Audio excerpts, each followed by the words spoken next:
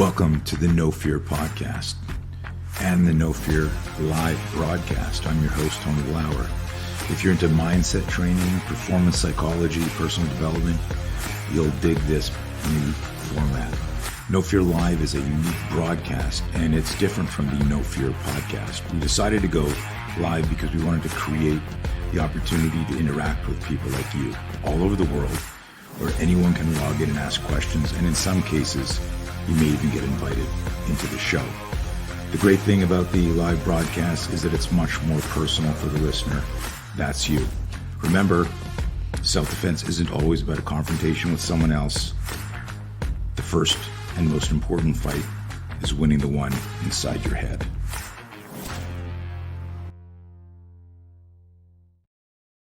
All right, we are live with an old friend of mine, not just old in years, because we're both getting pretty old, Marcus, but an old friend of mine, Marcus, the hand grenade, the Irish hand grenade Davis. How you doing, buddy? I'm great, man. How are you doing?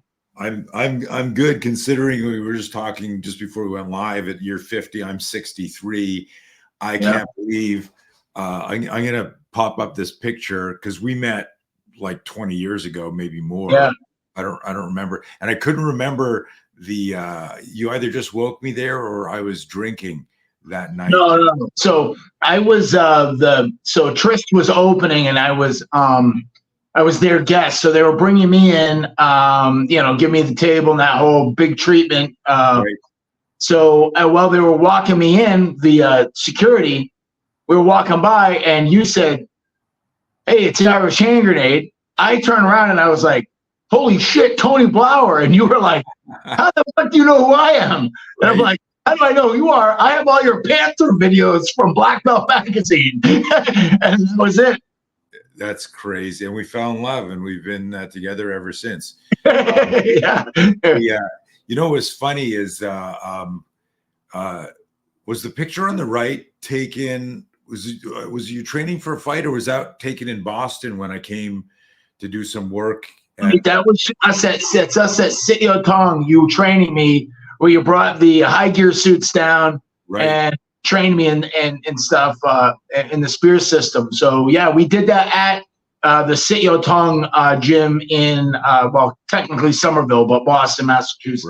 Right. Wild, man. Wild. You got a great memory. And I couldn't remember the club last time I was looking at the picture because I did the newsletter, talking about something that is probably one of the reasons that we connected. And I'll just recap that for everybody. Is in 1993 when the UFC launched, I was cage side writing for 3 magazines, and I'd already been training law enforcement, military, and my system was my system, which you knew about. I didn't know you knew about it. Yeah.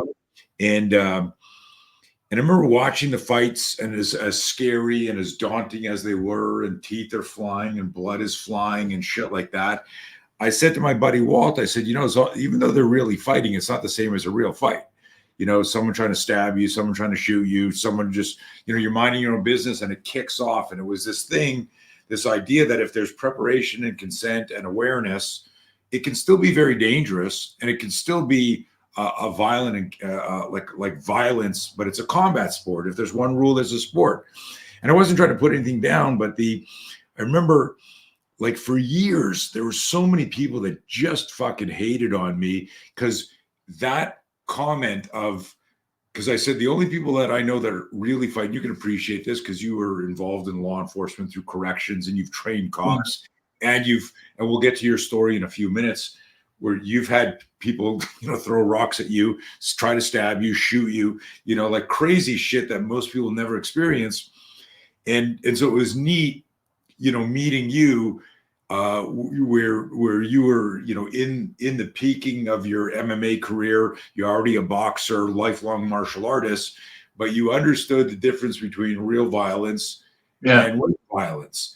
And one last thing with my story, because I've never really talked about it online, is there were factions within the reality-based martial art, the jiu-jitsu world, the MMA world, that the whole message of my article got distilled to this one line: Blauer thinks we're not really fighting. Blauer says this isn't really fighting. And so now Right.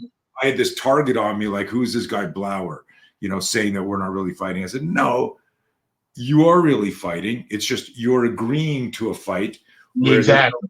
Right. And so, but anyways, I don't know if you ever saw that original article when it came out, but I remember you posting stuff after, and then I didn't realize how much of a geek you were on my system. We started talking, and get Fire and Heaven. So what do you remember when or how you discovered Spear and me and all that?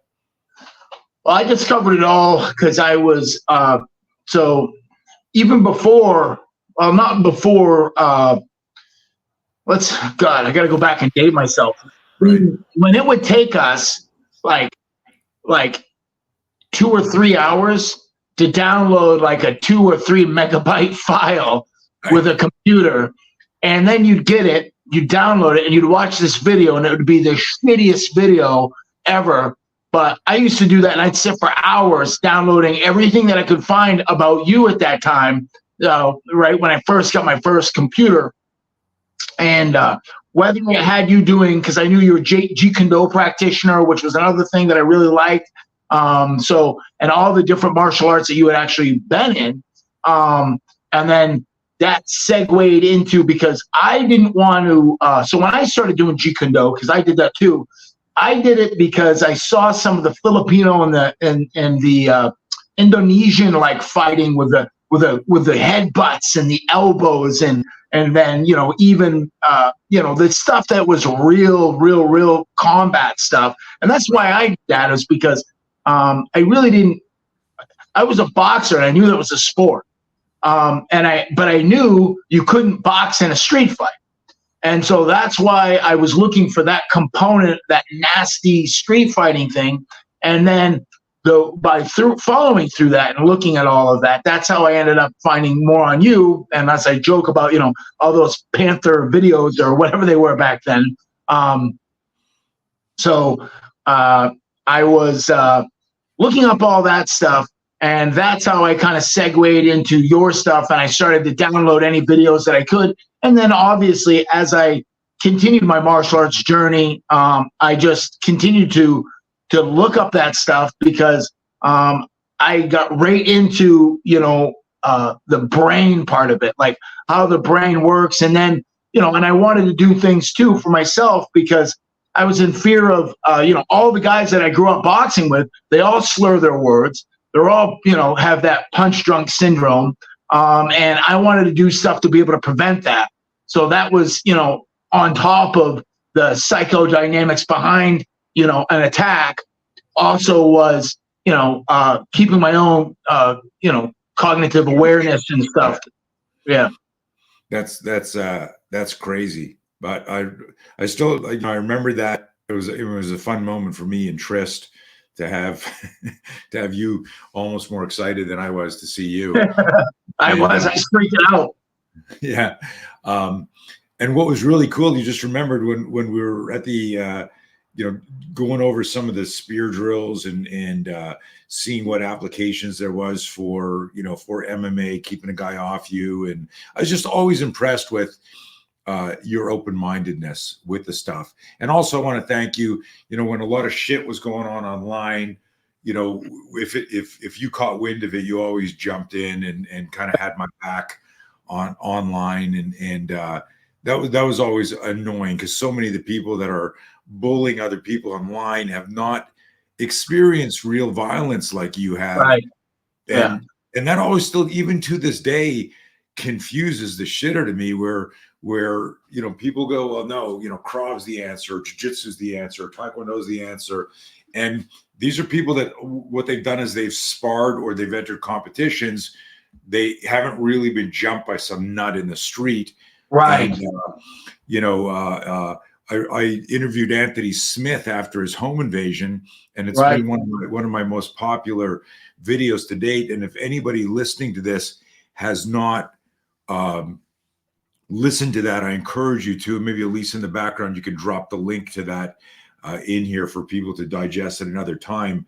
But he said to me that was harder than any fight he's ever had in the octagon. And he's a light heavyweight. He was fighting a guy that was 160 pounds who broke into his house. But because of the fear of the home invasion, not knowing if he had weapons, worrying about his wife and his kids and all of that, it wasn't the same as just walking into the octagon or a boxing ring. But that brings me to a couple of questions for you, because I have you here. And just in terms of mindset, this is the No Fear podcast. So I want to talk to you about like some phases in your career, Marcus, from and I'll ask you specific questions to this relating to mindset and fear. But I want to start off with at what age did you get started in and separate the two, fighting versus martial arts? Like, you grew up in a pretty rough area and you were exposed to violence at a young age, but that doesn't mean you started martial arts at that time. It might have been like, no, I got my ass kicked like for 5 years. I was in a, like, what was your original introduction to violence and then martial arts? So my original real introduction to violence was, as a very young boy, I would see my father beating my mother, and he was a horrific monster. My mom ran away with my brother and I. I was age 4. My brother was age 10, and moved about 2 hours away from where he was. And then my brother because we had different fathers, same mom. So he kind of projected my father on me. So from age 4 until I was about 9, he was just viciously beating me. Like, we would, like, when I say beating me up, not like regular brothers beating up, we're talking hospital visits and stuff like that. It was pretty bad. Actually couldn't hire a female babysitter. She had to hire 2 men to keep my brother off me at one point. So it got really bad. And then my mother couldn't do it anymore, so she sent my brother to go live with his father in Alabama, and his father broke his jaw. So the Department of Human Services told my mother that she could either take him or he was going to be awarded the state. So he ended up coming back home. So my mother signed me up.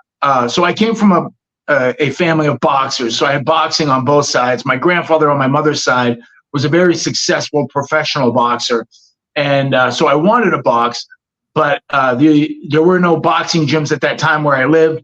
So I started in Okinawan karate at age 9. And then they started a local boxing program, and I started boxing at age 13. So that's kind of amateur boxing.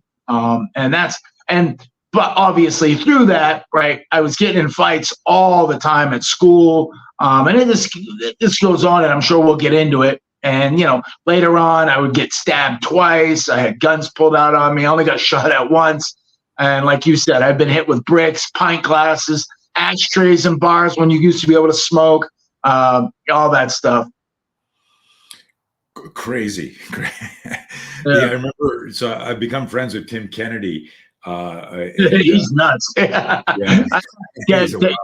spent time with him in Germany for a couple of weeks on a bus together. So we did 2 weeks on a bus traveling all over Germany. So I know Tim well.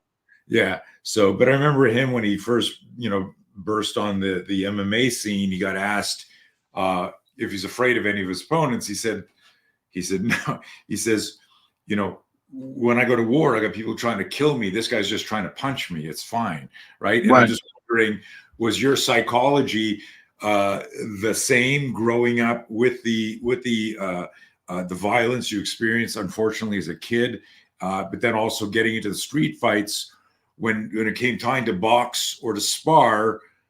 Was there a part? Did you have the self-awareness that goes like, this is kind of a joke, like compared to what was there that juxtaposition mentally?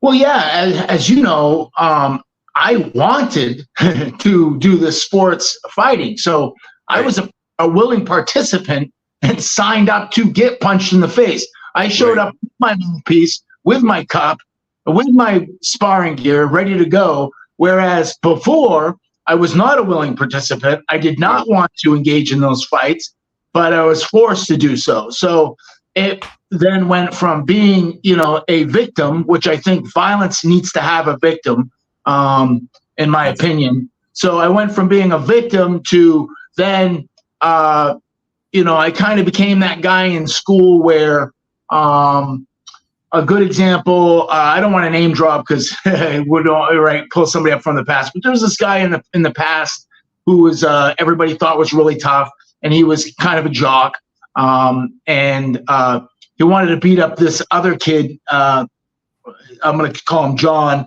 and he had pushed him against the locker and kind of bounced his head off the locker, and told him that he was going to beat his ass after school. And the guy, John, was like, hey, listen, I don't want to fight. I don't want this. I don't want that.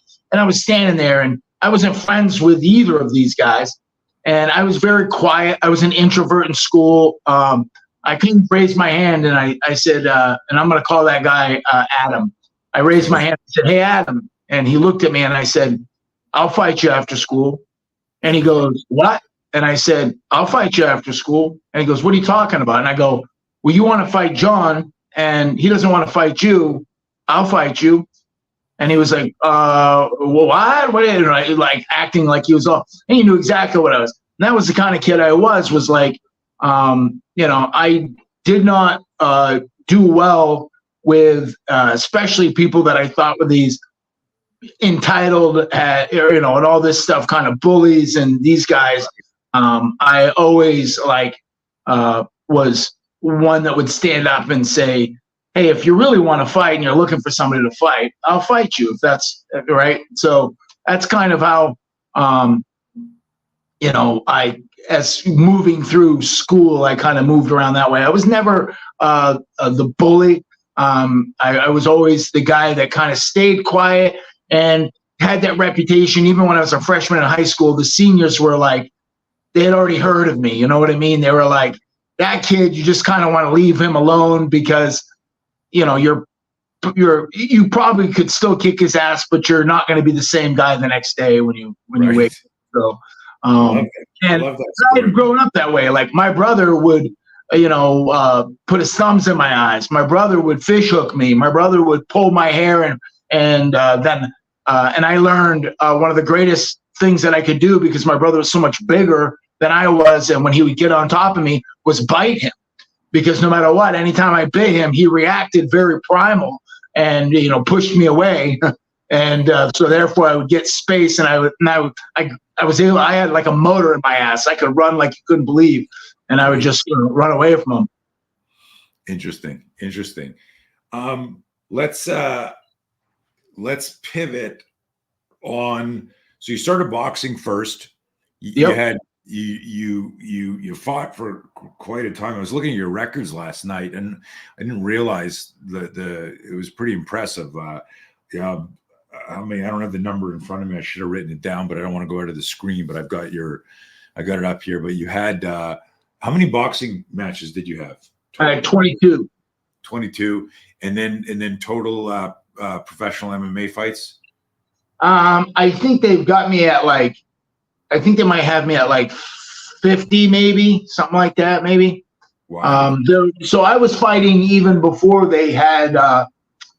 They were really tracking them and stuff. So I'm going to say I want to say that it's probably got me at 30 or 40 or 50 fights. That is a ton of fighting. Boxing or MMA, which did you enjoy more? MMA. Like, I know the answer to this, but a lot of people listening to this, I even talk about this, like on a recent show, I was talking, it was actually a meeting I had where there was a cop. You've been a cop for 20 years in the meeting. And I said to him, this is over in the UK, and we were talking about setting up a seminar for the general public through a colleague of his. And I said to the guy, I said, how many times do you think somebody's tried to really fucking hurt you, really like kill you in the street in your 20 years? Like where you knew you had to fight or you were going to get really, maimed, injured, killed. And he said maybe 6 times. That's a lot. Yeah. And just everyone listening, you put your hands on guys all the time. You get against the car, pat somebody down, force someone and get them in handcuffs. I'm talking about like somebody exploding and they're on you, and you're like, trying to get your gun, trying to like kill you. Yeah, and he said like 6 or 7 times. And a lot of people don't realize this: the average cop will never pull their gun in a gunfight, given how many cops there are and how much violence there is. And of course, that number is changing quickly. But a lot of people think that just because somebody's in the cop or just because in the military or just because they're corrections, that they've got all this experience. And here's the point of it. I said, you've been a cop for 20 years and you've been in 6 real violent fights, let's say it was 20. That means you fight once a year. Right. Where I said the average street hoodlum that becomes a professional, bad guy who starts, picking pockets and sucker punching people at 7, 8, 9, 10, 11. I mean, how many dozens of times are they fighting a month sometimes? And just this idea when you go to grab somebody who's maybe been in like 400 street fights and you've been in 2, there's this disparity of experience and suddenness and violence that people don't even consider. I don't know what made me think about this, but just just the scope of all of your experience from the street and the kid, and it's just interesting. I guess I'm just ranting. I'm an old senile man now, just going off on some. What is Tony talking about? Just this idea that everyone like talks like they're an expert on violence. Yeah. And I go like, it's completely different. The emotional, psychological preparation. And I was going to ask you one of the questions I had here. And just like, I want people to get to know you. And then before we start talking about your book and getting into, how they can either train with you or learn from you or pick your brain or hire you remotely or whatever. But I wrote this question down: boxing, MMA, street. Do you remember your worst fight and why? When I mean worst, it can be like emotional, psychological, physical. And then the flip side will be, of course, after you go through that, what was your best? I would say, well, obviously I can remember in each, like there's ones that are athletic sports that were, that weren't fights that went so well that were the worst fights. But definitely, the ones that were more like impactful to me and like changed me like deeply and emotionally and everything were the street fights. I had a home invasion. I've had some things happen that are pretty, scary. I had somebody try to mug me or steal. I was carrying a cash box out of a bar, and somebody tried to mug me from there. That ended up in a very violent manner. So those are the ones that immediately, pop into my head. Right. And so summarizing that, you've had like a couple dozen violent boxing matches. You've had 40, 50 violent MMA. There's no MMA fight that's not violent. They're all violent, but really what stands out. So I had 217 fights that were recorded. So my amateur career, my amateur boxing, my amateur kickboxing, and then my MMA, and then my kickboxing, my K1, and then my MMA professional career. I had 217 fights. I came out of retirement about a year and a half ago to do one more, and that was my 217th fight. Amazing. Amazing. Well, just, if I don't remember later, congrats on an amazing career. You're retired now. Or you might come out again. Oh, no, I'm done. I just, right. All these guys that I'm beating up are younger than my kids. So I'm done. I'm Right. But you know, not all heroes wear capes. You might be there as the courageous bystander when you see some fucking bully in a situation. But what I get there, and this is important for everyone listening. So here's a guy who is well versed in violence, at all types of violence. When I said, what was the worst experience? What he talked about was everything I talk about, where sudden violence doesn't ask you if you're ready. Sudden violence doesn't, and the recalibration of the brain, of your emotional, psychological self going, holy fuck, what the fuck's happening? And this mind speed you need to catch up to the violence, that leaves that level of PTSD that when Marcus said there's some experiences that changed him deeply. That's what he's talking about. And it's important for everybody to contemplate that, right? And you can't, this is the paradox of training. You could easily, comment, well, how many fights have you been in, Tony, that you're an expert to talk about all this? I'm talking about the observations, and I'm interviewing people like Marcus and military guys and cops and correctional and other people. And I'm extracting insights so that we can look deeply at the psychology of fear, not the physiology, the biology, but recognizing the psychology of fear is most important. How we manage fear pre and post event, and then recognize this, that if all fights are dangerous, the most dangerous one is the ambush. It does very specific things to you emotionally, psychologically, physically, but you can prep your mind. You can, I've been saying this for decades now, if I improve my perception speed, I can improve my reaction time. And you do that through scenario training. And, but I want everyone just to reflect on what Marcus said. He doesn't know what the questions are going to be, but he talked about events that changed him deeply, and they were always like sudden violence outside of the ring.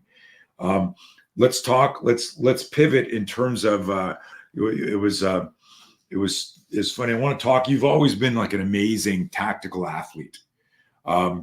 Your approach to conditioning and training, from intuitive mindset to whatever influences I might have had, to like being a student of boxing, the sweet science, then getting into MMA.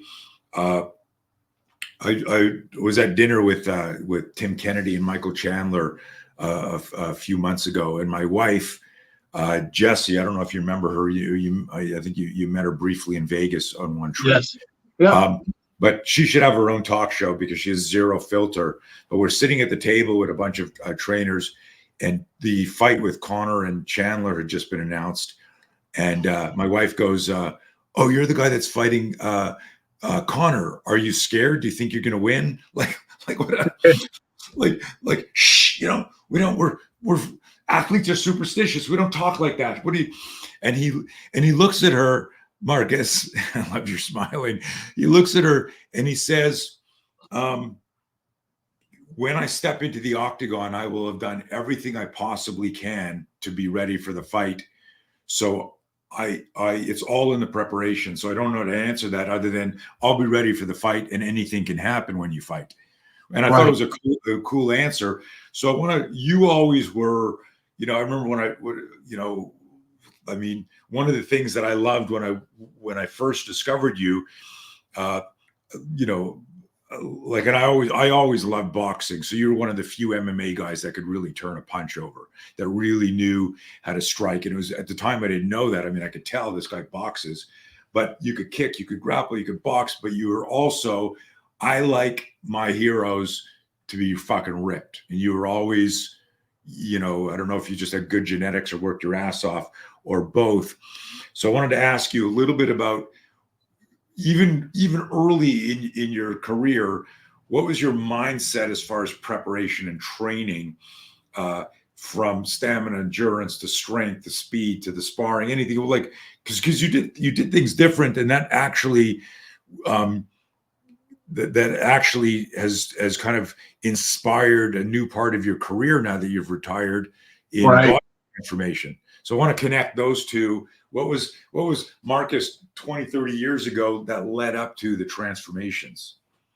Well, so right in the 80s and then in the 90s, the way that I was training, or I was being trained. So, that was even back before, where they would say, don't lift weights if you're a boxer because it's going to make you slow.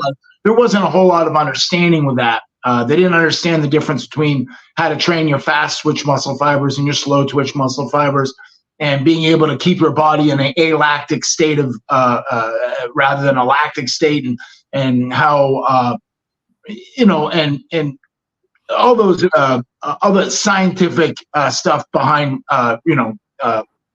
hypertrophy or like I said, athletic training and stuff. So for me, it was a lot of, like, as a young kid, it was a lot of like push-ups and so everything you see in a Rocky movie, right? That's what it was. Lots of running, lots of hitting the bag and all that stuff, and staying away from weights back then.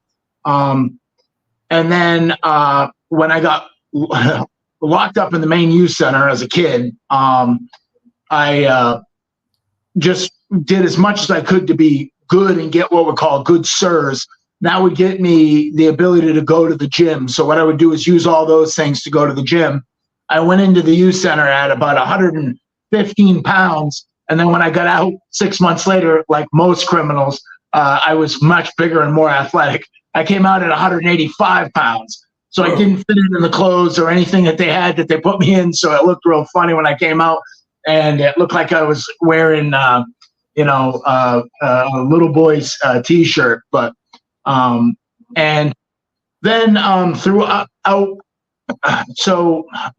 my martial art progression, I ended up meeting a man by the name of Sung Oh Che, who became kind of like a father figure to me. And he had a PhD in biomechanics and physiology. So then he started to explain to me, how these martial arts were made, 500 years ago. They haven't been put through science, and that everything can be improved upon.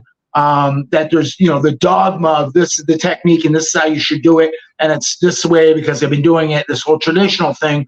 He thought that was all bullshit. He said, you can improve everything according to biomechanics, right? And understanding how the human body works. You're right. You got 650 muscles. You have 4,000 tendons. You got 900 ligaments. You got 360 joints. Right. And you have all this stuff that's made up inside of you, and then learning how these things all combine to move together through, like, right. If we're at a fighter, and I explain it like how you explained it to me too. I like to explain it that way, like a coronal or a frontal plane is what we take when we're fighting, because a lot of people think it's just because you're hiding your targets.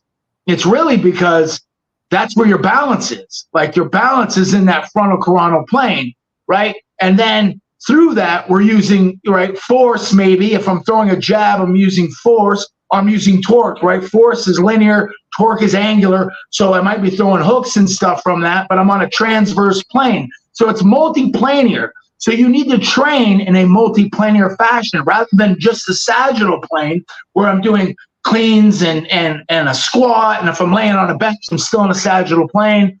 You just got to make sure you're doing things that are ipsilateral, contralateral, and all these different things when you're training. So I really paid attention to that. And then I would look at myself in the mirror and I would say, do I have any muscle imbalances? And I might do some kind of hypertrophy program for something that was a muscle imbalance. But I would spend most of my time when I was out of season doing a lot of traditional type strength and conditioning, where I'm taking a weight that I can barely do for 8 to 10 repetitions, and I'm doing that. And I may do some that I'm only doing 5 to 6 reps, depending on where I was in my training program. And then as I would start to get into actual camp, I wouldn't lift weights for that last 3 to 4 weeks before the fight, because you can't get in any better shape really in that 3 to 4 weeks or any more, whatever. All you can do is really cause harm. Like, you could injure yourself, you could do something stupid. So that's kind of how I handled all of that.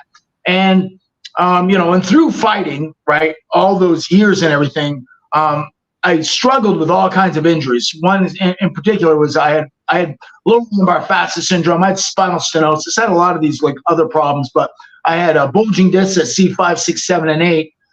So I used to get epidurals for that my whole entire career, and I struggled with that a lot, especially at the end. And then after I retired, I actually had and I was grappling, and one of my discs ejected out of my neck and started to cut through my spinal cord, and I didn't even know it. So I went and I got an MRI, and they like showed me, they're like, on a scale from 1 to 10, what's your pain at right now? And I said, it's like a 4.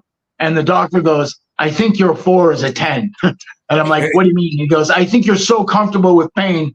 And then he showed me the MRI of that disc cutting through my spinal cord.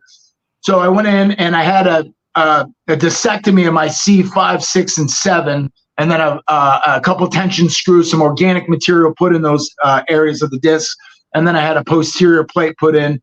And so I was a mess after that. And then I wrote out my own PT and started doing that. And that was about 18 months ago. And during that, I decided to jump into a contest that would just help push me. And it was the Men's Health and Fitness Man of the Year contest. And out of, thousands of competitors, I got 4th place for a 50-year-old guy. So it wasn't too bad. Nice. Is that the, Elisa, is that this thing? What is this? No, this is just some of your clients, right? Oh, no, that's all me right there. Holy shit. Dude. Yeah, it was me in all the different weights. That's me at the top left-hand corner. Was my first MMA fight. I fought as a heavyweight, so I was 225 pounds in that picture. Wow. And then the one right next to it, that was me in Germany for the UFC. And then down in the middle to the left, that's me when I was fighting at 155 pounds, and same thing all the way to the right in the middle. Then down all the way to the left at the bottom, that's me at 225 again. In the middle at the bottom, I'm at 170. And then that one at the bottom right, that's about maybe that's about 6 or 7 months old. So that was while I was training to repair that the discectomy I had of my neck. Crazy, man. At first I looked at the bodies. I said, oh, this must be like a bunch of your clients. And then I looked at the face and I was like, holy shit. That's pretty impressive, man. I want to, I'm not going to play the whole thing here, but I want to stick this highlight reel in real quick. It's 3 minutes. I don't want to use up all that time. People can find this online. Yeah, everybody can find it here. But I want to play like a minute of it just to do we have any sound on this, Elisa? There you go.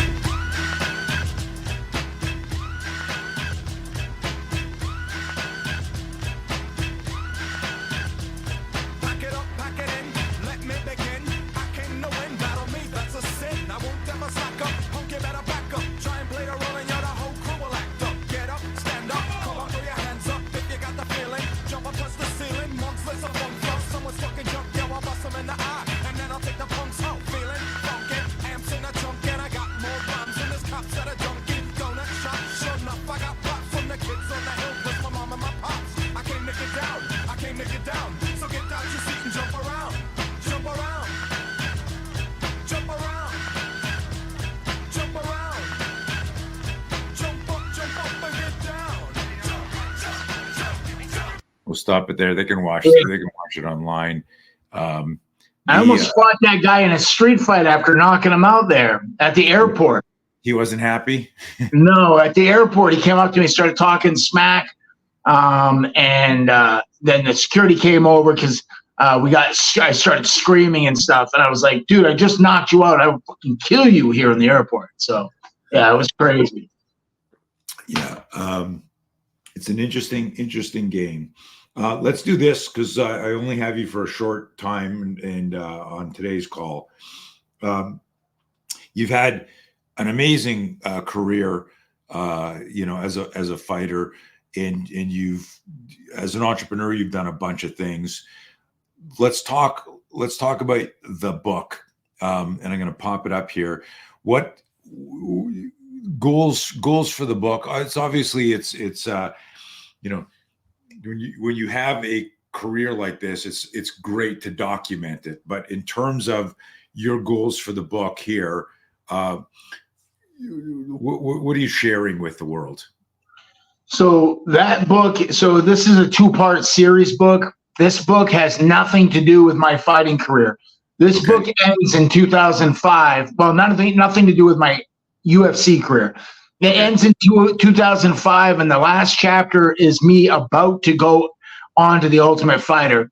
But it starts out basically before I was born, an introduction of what it was like for my brother and stuff. And then my brother interview, when I interviewed him for this and how we did this book, he explained what it was like and how he, always says he's responsible for me being born because my mother tried to basically run from my father at one point, and my brother talked my mother into going back into the house. And I was born a little while after, a year later. But it's just about struggles as a kid, the violence that I saw in the home, and how I tried to adjust through school. And then, like I mentioned before, going to a juvenile detention facility, and then becoming a father at a very young age, and how that, changed my life. And, and just a lot of street fights. There's a lot of street fight stories in there. And it's just a crazy emotional ride. So I always joke around and I say my first ex-wife and my second ex-wife, my third ex-wife, but they read the book or started to read the book, and they said that they couldn't finish the first 60 pages because they were just crying the whole time. And it was because they knew me. They knew I went through hell, but I never deeply talked about it. Sure. But I do in the book. And they know too that my brother and I were writing that book kind of together at one point. And then my brother took his own life in 2020. So he just never was. He ended up. The book obviously changed after that. So and I had to rewrite and do everything differently. And I really did the book like I wrote the real writing of that book. Most of it took place in the last 2 years. And it was more like therapy for me. It was so different to write that and then to get done with it and feel actually not as a victim at all for all the stuff I went through as a kid, but actually kind of weird that I was grateful that I did, because it molded the man that I became.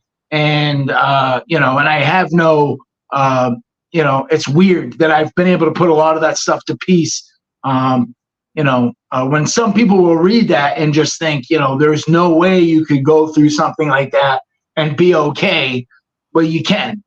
It's just, it's how you, is really how you deal with it. Yeah, that's crazy, man. I did not know about your brother, and sorry to hear about that. Well, I'm actually the oldest one left in my family now. So my mother's passed. All my grandparents, all my aunts and uncles have all died.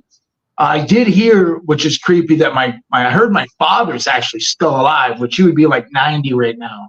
I don't know if it's true, but I heard he was. But I'm the oldest one left in my family. And then I have my 4 children too. That, but yeah, this family has grown a lot smaller now.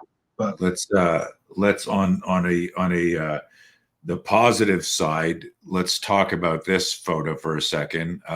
Aside from, I don't want to rush past this, but writing is insanely cathartic and really helpful. And I'm glad that you did it, because you've experienced a lot more than a lot of people, and to come out, as a in like you said, at peace with some of the things. And part of that also is the it's the Rocky story, and you've been a fighter your whole life, and it's something that we like to tease about Chuck Norris memes and stuff like that. But in his, I don't know if he's written more than one book, but I remember in his book he talked about that he's never lost a fight in his life because he always learns. Right? Yeah, he's got W's and L's on his record, but right. he always figured out a way to learn from the experience, and he can't consider that a loss. And that might be, metaphysical blah blah, but it's ultimately at some point you arrive, if you're looking for it, at some wisdom from the experience. Let's pop this up here. Tell us about this photo. Yeah, all the way to my left, to the left on that is that's my one son that I have. His name is Duncan. Next to him is his wife, Katie. Next to her is my daughter, Emma. She is the youngest of my kids. My son's 30. Emma is 17. Next to her is Reva, which is her friend that we brought out to lunch with us. In the green shirt, that is my daughter, Alexis. She's 24.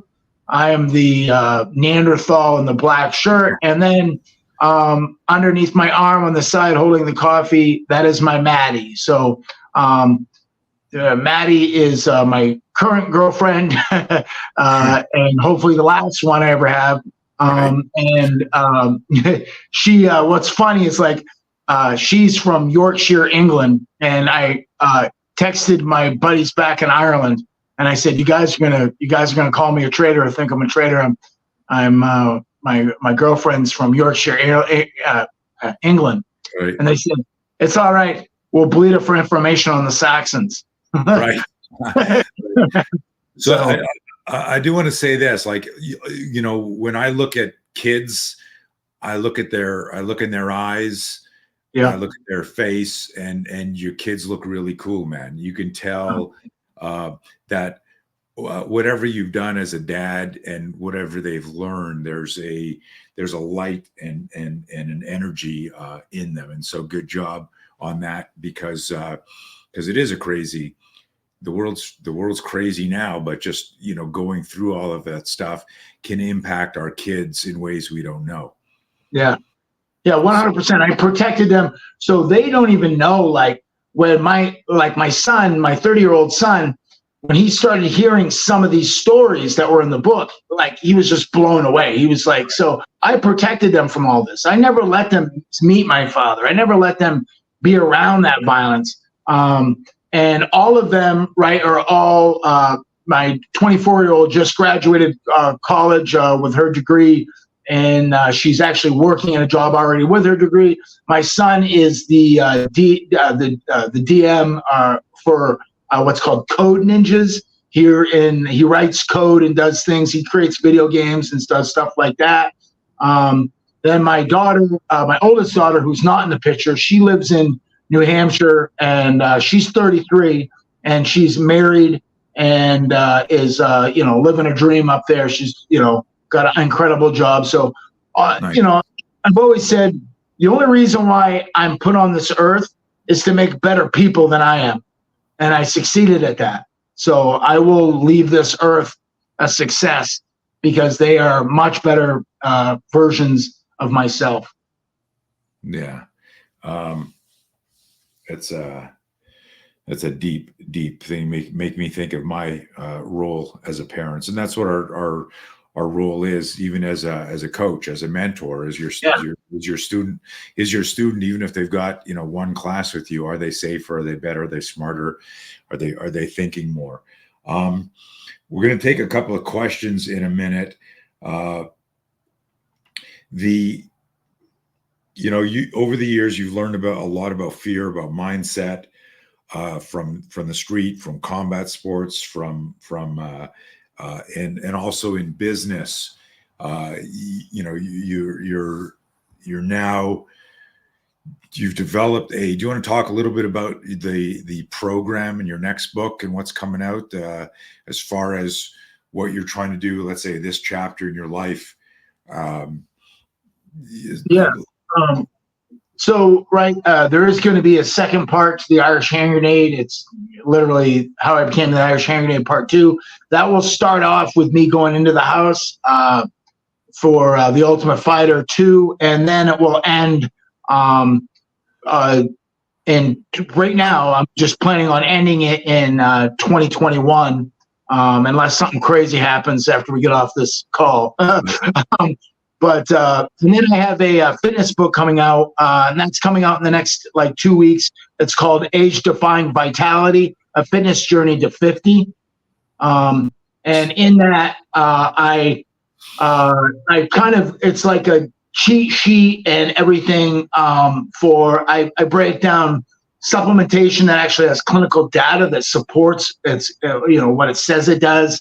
And I talk about, the importance of sleep, and, we grow in rest, we don't grow in work, and that, it's important to hit that once we get over the age of 25, our body starts regulating our hormones and our serotonins and stuff like that. So it's going to happen in your first REM sleep cycle. So how important REM sleep is, but your N3 sleep, which is your deep sleep, that is your healing sleep. So that's the stage that, your body's own anti-inflammatories and all that stuff, your growth hormone, the IGF-1, all that stuff is going to be pumping into your body.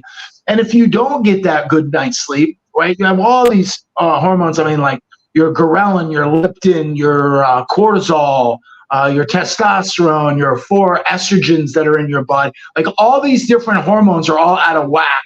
And that's why in my book, I say, the most important part of my fitness journey is how I eat, because if I eat like shit, everything goes bad. You're going to sleep bad and your training's going to be bad. Then the next thing really is how I recover, because if I'm not paying attention to how I'm recovering, it's going to affect your workout. If you don't sleep well, you're just going to flush your workout down the toilet. So you get your diet, your nutrition in order, you get your recovery in order, and then your fitness program just needs to reflect your goals. So right. You wouldn't do a hypertrophy program if you want to be athletic, right? And I wouldn't do a traditional strength and conditioning program. There may be components of that, but that wouldn't be my typical program that I would do if I was a tennis player. So, right. So it needs to tailor make that program. And I kind of explain that.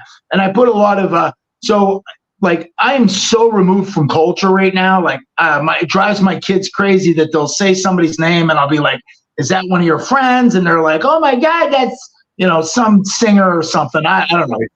I don't listen to the radio. I don't watch TV. I literally pay a website to be able to read clinical data. I spend all my time. I just love science. I just love all that stuff. And if I'm not doing that, I'm spending time, trying to create more memories with my girlfriend, with my family, with, you know what I mean? That's it. That's what's most important to me. I love that. I love that, man. Okay, let's wind this up because I know we got a very tight 60 minutes. I got Eric. Well, my client just canceled, so we're good. So we're in no hurry right now. Okay. I just got a message that said they're not showing up for their session. So okay.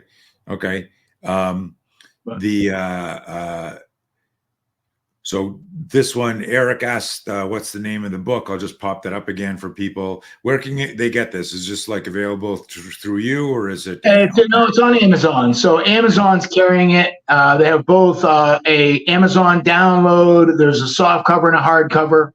But yeah, How I Became the Irish Hand Grenade. And there should be no other book called that. So it's an easy find. Here's an interesting question from David. I'll pop it up here and let you read it. I'll read it for people who are listening to the audio. David asks, and this is just the first part of it. It was, I guess, in comment to me talking about people talking about violence who've never experienced it. And David writes, the doctor doesn't have to have the disease, condition, or illness to be able to find the cure. I love that. We need more analytical minds like Coach Blauer and Marcus Davis in the self-defense martial arts world. And here's the question for Marcus. If you had 5 minutes to teach one lesson from martial arts that you've used in life, what would that be? Right, is right. The number one thing I would say that before I was trained, what helped me and made me like live, right, in these moments that I thought potentially I could be killed, was the reason to live. So and it has to be bigger than yourself.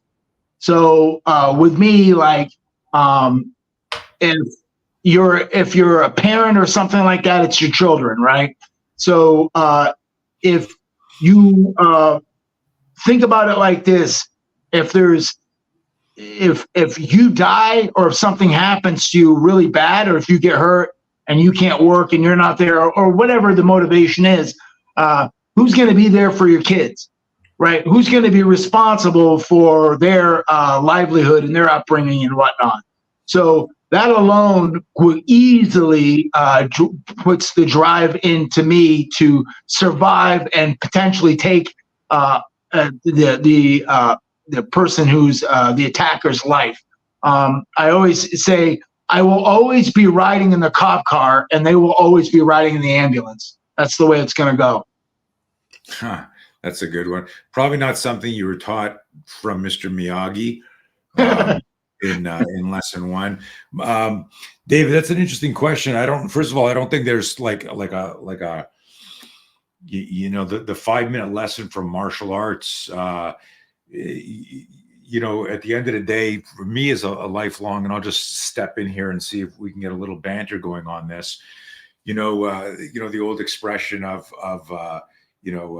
it's almost that Shakespearean "to thine own self be true" or whatever it is, but I think the line, I don't know if it was Funakoshi or Kano or whatever, said that, after thousands and thousands of reps, one's true self emerges. And I think a lot of people misunderstand that as being fixating on a particular style, but it's the martial journey leads you to where, like Marcus didn't sign up for, you said it very interestingly before, where, you were a willing participant in the fights that you signed up for, but not in any of the other fights. And it was a right. Very interesting observation. So he was enlisted in the study of martial arts as a 4-year-old, but didn't realize it. But it wasn't the conventional in a dojo bow. It was like understanding the martial way and violence and survival.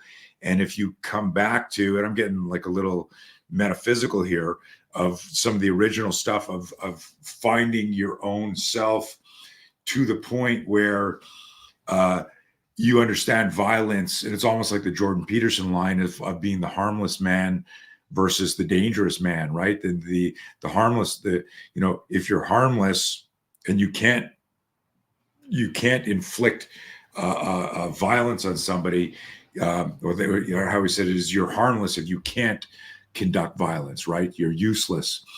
And I don't know if you've heard the quote. I messed it up. Sorry, Jordan. But it was it's like you're a good man. If you're a good man is somebody who's able to convict, who's able to do great violence, but keeps himself under control. Where a weak man, he has no ability, so he has no choice. Exactly. And so you've gotten to the point, and again, there's a thread to this where, 14-year-old or 15-year-old. How old were you when you said to the guy, "Hey, I'll fight you" in high school? I was 14 or 15. Yeah. So, like at 14 years old, you were already that guy. You understand what I mean? It's like you're going, look, I'm not harmless. I'm pretty fucking dangerous, but I have it under control. Because otherwise, you would have just sucker punched the guy like a psycho, right? Yeah. You went, dude. You know, I can't explain what you're doing, but I don't fucking like it. So why don't you leave him alone, and you know, and let's you and I go.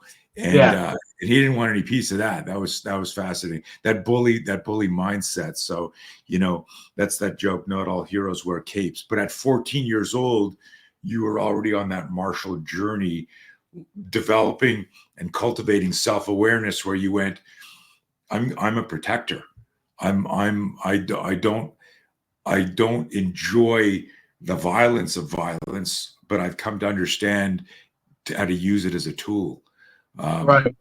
And you've used that to feed your family and become a dad and become a businessman. And it's interesting, David. I know that was probably not it was way longer than 5 minutes, but it turned into an interesting discussion. And then David popped this up here, a famous quote: "Better be a warrior in a garden than a gardener in a war." This is true. Marcus, is there anything that we're going to get off and you go, fuck, I wish we talked about this, or you asked me about that? Is there something that you just want to share with the world or get out there? I think while you're crystallizing that answer, you said something that really resonated with me at the beginning of the answer, where what kept you going in the most violent encounters was like, I can't lose because I've got a higher purpose. I've got somebody else who needs me. And this is very consistent and almost directly in line with our Be Your Own Bodyguard principle from our training, where we ask people who aren't experienced with violence, what could it cost you if you didn't fight back? And we have them make a very emotional list of, is it their kids? Is it their pets? Is it their mother? Is it their something that if this attack were happening to the most important person, place, or thing in their life, that they would move in like executive protection? Because a lot of people, it's an interesting psychology. A lot of people, when it's happening straight at you, get deer in the headlights. When it's happening to you, you're like, fuck, how do I get out of here? But if you're walking by and there was somebody kicking the shit out of your dog, or you're grabbing your kid or your mother, you'd be like, you don't even think about the fear. You're like, what the fuck? There's this indignation, and you're moving right towards the problem. Even if you don't know what you're doing, you're like, hey, and you're already moving towards it. So this became our Be Your Own Bodyguard metaphor, but it resonates exactly with what you said. Yeah. The difference between like how I responded when I was a child, and I just wanted to, when you're a kid, you just want to be loved and you just want to, have joy. But being a fearful child and then coming out of that, and then I grew up with at a real disdain for male authority.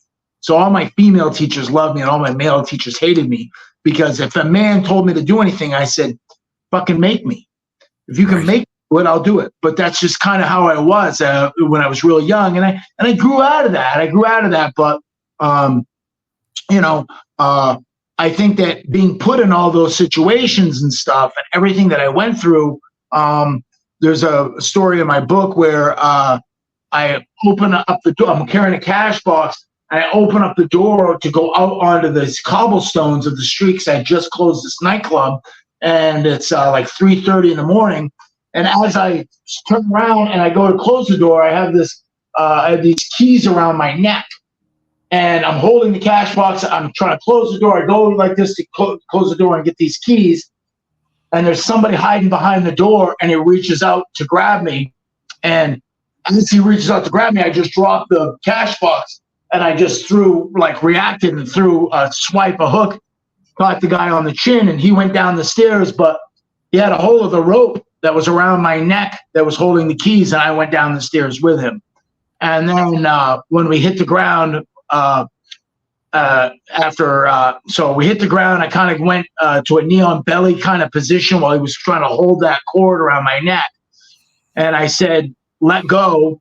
And as he said, fuck you. And as his mouth was open, I just dropped that punch down and literally snapped his jaw, literally snapped that jaw in half because his head was stuck on the cobblestones. And a piece of it went through, and I have this giant scar on my hand of where a piece of that jaw went into my hand, and that. And then I immediately was up. The money was all over the place. It was just chaos. Cops came, the ambulance came, all that stuff. And I tried to. What was really messed up is I then was trying to press charges like against this guy for the whole thing. And they were telling me that that I would be lucky that I didn't get charges. Like if nothing came from it from me, because that guy would be eating out of a straw for basically the rest of his life, they were saying, which isn't true, but that was basically what they were saying to me about trying to convince me not to press charges. So it's just crazy that, that is, right, something that, you got to think about, right, when you're defending your life. And as you know, right now with how things are, we've seen all kinds of people who are just defending their life or others, and they're getting brought up in charges for doing so. So yeah, that's insane. That's it's wild. It's always been the case, and it's worse. It's way worse now, with that. And everyone, a lot of people listening to our show are law enforcement, military. They understand the law more. But if you're a martial artist or just, a citizen interested in self-defense, it's super important that you understand the letter of the law and the implications and just what your state or your province or your area says about self-defense. It's not John Wick, folks. You can't. Right. It's not that, and people, you can literally. I remember reading about this. A burglar broke into a house to burgle the house, then snuck out the back door, and the home owner had been rebuilding their balcony, and it wasn't fixed yet. Yeah, so I heard about this too. and he fell off and injured himself and sued. Even though he was the burglar, he sued. Yeah. He sued because there was no balcony there, and he fell down and broke his leg or some shit like that, and was able to sue the homeowner. Yeah, and I was like, "Are you fucking kidding me?" So the law and the way it works is very different than justice and the law, or are two different things. In terms of that. Completely. Yeah. They're not the same thing. What else? So I went down a little rabbit hole. We talked about something else. Is there something that we're going to get off here and you're going to go, fuck, I wish we talked about this, as far as story, message? You're 50 years old now. You've retired from fighting.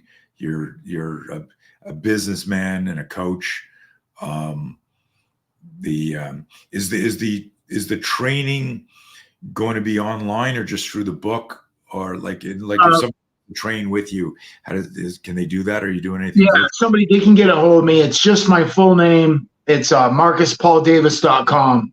So MarcusPaulDavis.com. You can go to there and you can reach out to me and you get in touch with me, and you can schedule both virtual consultations and in-person training, or seminars and stuff like that. Like I just did a seminar at Apex Martial Arts. I did one at United Martial Arts, all that last month. I did 2 of them.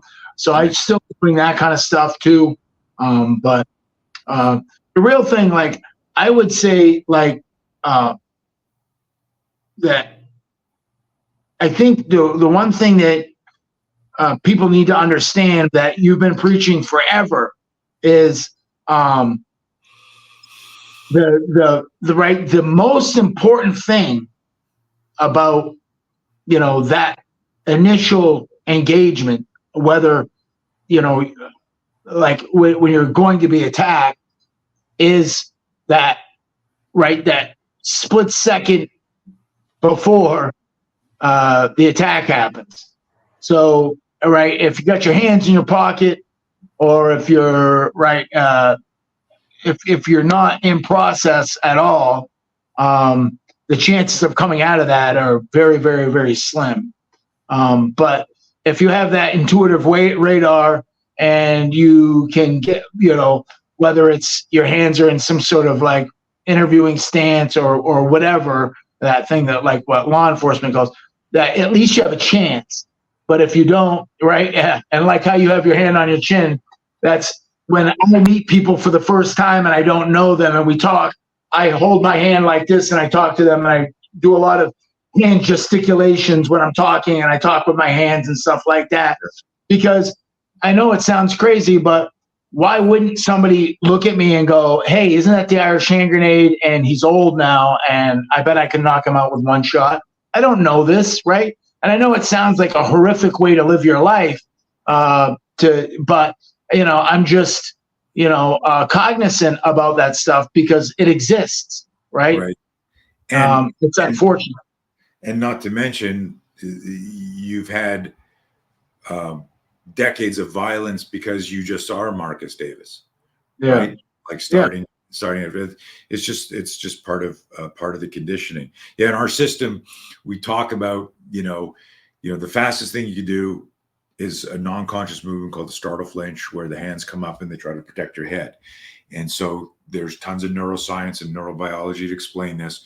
But to Marcus's point, we teach a baseline of 4 nonviolent postures that are built around the Trojan horse metaphor of the bad guy doesn't see you in a fighting stance. So if they are going to sucker punch you or move on you, how can you prime your nervous system so that your fastest response to sudden danger, like a biological airbag, deploys to protect yourself? So we have an arms crossed, a half negotiator, a full negotiator, hands on hips, but it depends on, each one is relative to the distance and the type of conversation you're having.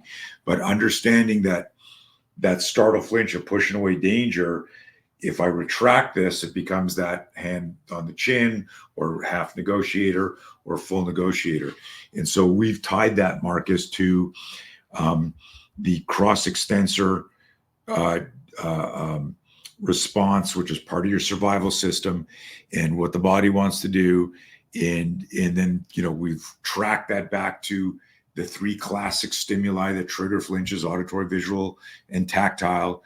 So if you're in a situation where your nervous system goes like, this is a fucking shitty area, or I got a weird vibe from this person, instead of keeping your hands in your pocket going, hey, what's going on here? You would immediately adopt some sort of position where fast twitch muscle fibers are moving around. Your hands are closer to your head, but you're not in some sort of fighting position, because obviously you're betraying the element of surprise. So it's neat, guys. Those of you new to the show might want to re-listen to that.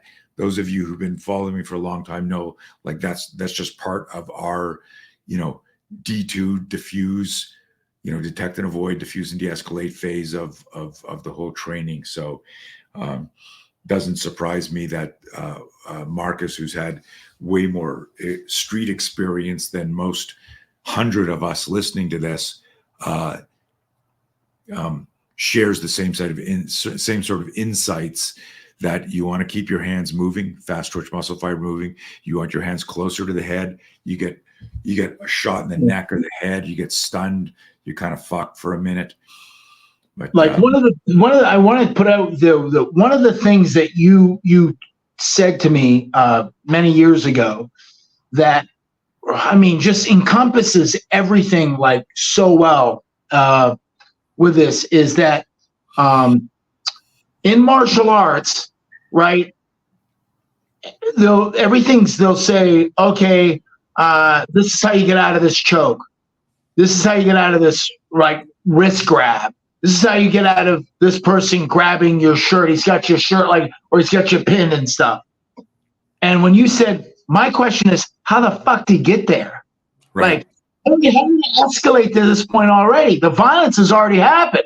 Right. We haven't had an opportunity to de-escalate this whole thing, right? Well, there had to have been like, people just don't walk up to you and grab you. Like something had to have happened in this scenario.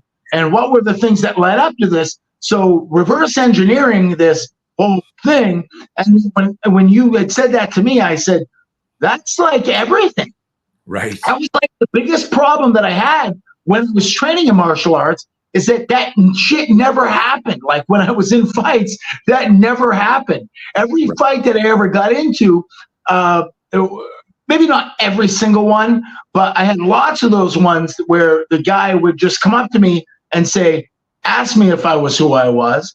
And then before I knew it, I was in a street fight, right? So it wasn't like, it didn't happen where nobody came up to me and grabbed my wrist and said something to me or whatever, right? Or and maybe in high school, somebody might have grabbed my shirt and said something to me, but like everything else that I had these other things happen, I was just either jumped on and attacked and just like, holy shit, I'm in it, or there was a conversation that escalated.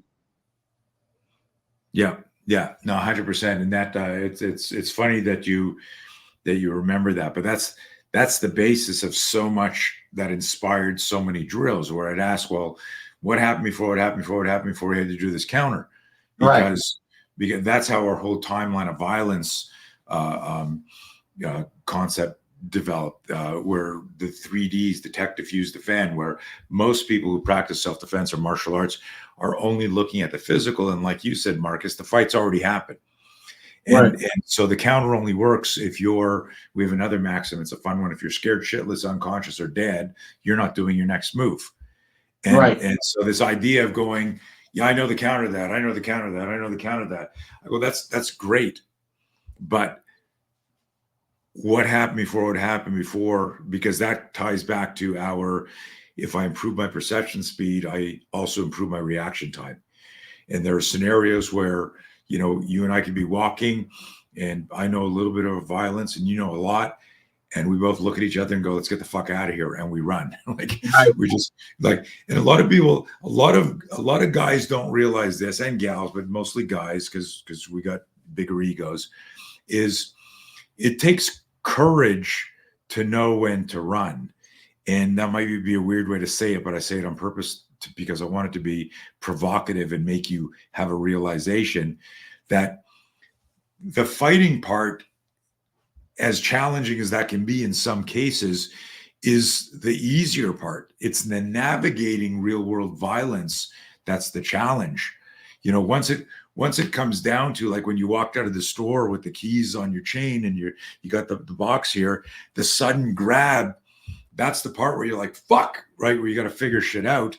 Yeah. When it was time to drop the guy, you knew exactly what we were going on. The neural patterns for a fucking short hook, in a ground and pound situation, that was easy. But if I say to most people, hey, run some counter surveillance on your current routine, they'd be like, what are you talking about? And I go, use 21 words, use 21 words here that makes sense, that will facilitate moral, ethical, legal de-escalation.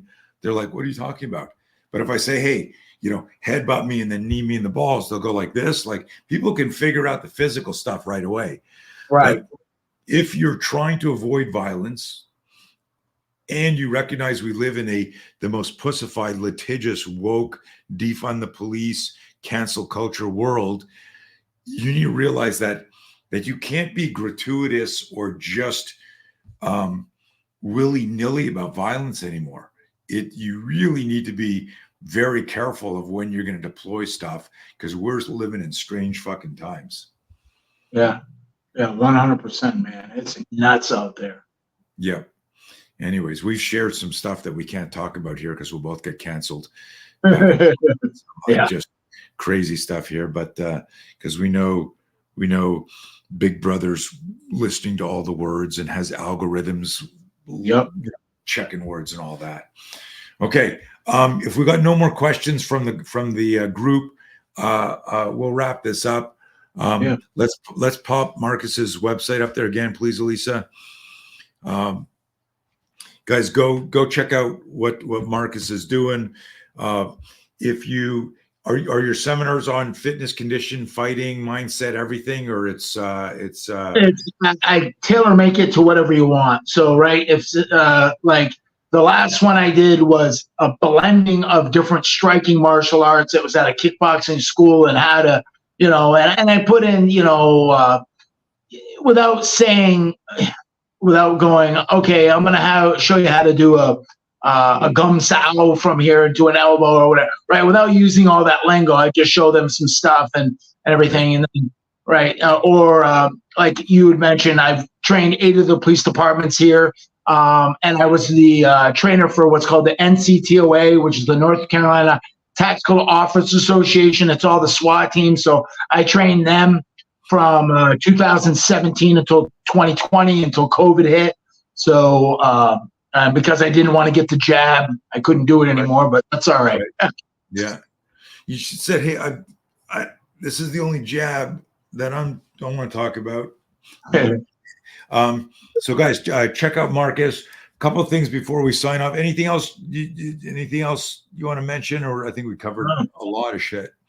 No, a lot of stuff. Okay, buddy.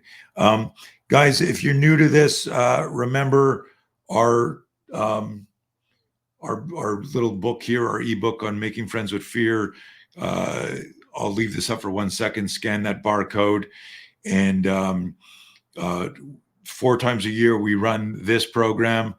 It's a 90-day online program. It's live with me. So if you have any questions about that, hit that up. And hit me up. We'll get you some more information. But again, we've got that. And Elisa, we should have a barcode on that takes them to the info. I want to thank Marcus for sharing his time with us today. Go check out his stuff. If you want to read some crazy shit and how people can get out the other side and still be fucking normal and a functioning member of society, doing good things, raising good kids, teaching people to be the best version of themselves, get his book. I'll pop it up here again, How I Became the Irish Hand Grenade, and check it out on Amazon. Marcus, hang out a little bit backstage when we close the show, and we'll talk for a minute. Thank you for your time, buddy. Thank you for all of the entertainment, the exciting fights, and for fighting your demons through this and coming out with a real positive message to share with us. I appreciate you, and I'll never forget that night we had in Trist. Yeah, man, it was awesome. That was crazy. Okay, guys, share the podcast with your friends that'll think might benefit from this, and we'll see you on the next No Fear Live.